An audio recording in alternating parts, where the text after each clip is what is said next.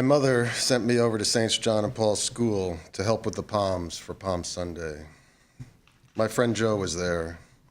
In the basement of the rectory, Tony, the custodian, cut along the edges of long cartons with a razor. When he pulled back the top flaps, the room smelled fresh.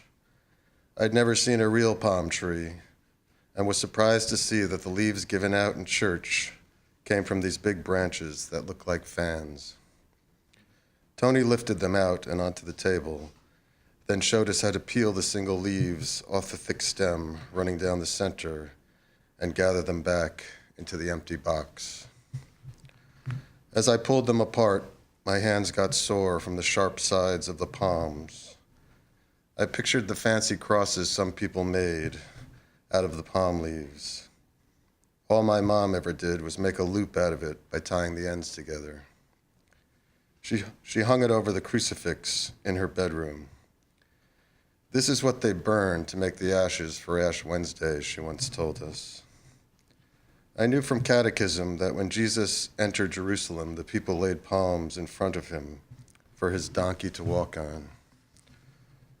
I didn't really understand why, but I liked being there in that basement with my friend doing something that seemed important.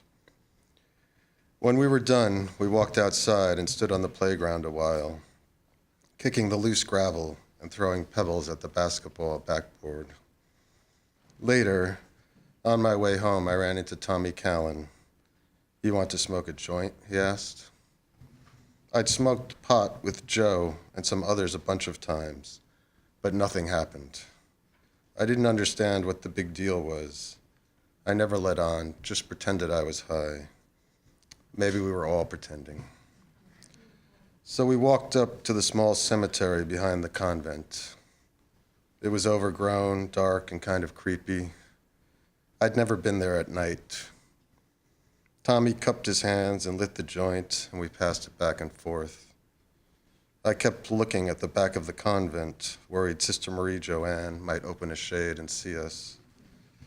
We didn't talk. We just smoked and tried not to cough too loud.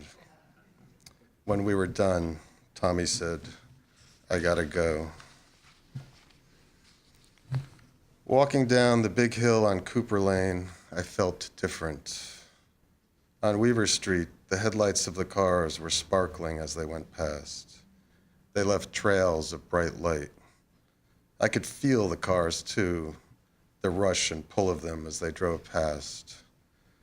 Up on the bridge over 95, I stood holding the chain link fence, the traffic pouring under me like a river, long red and white streams of light.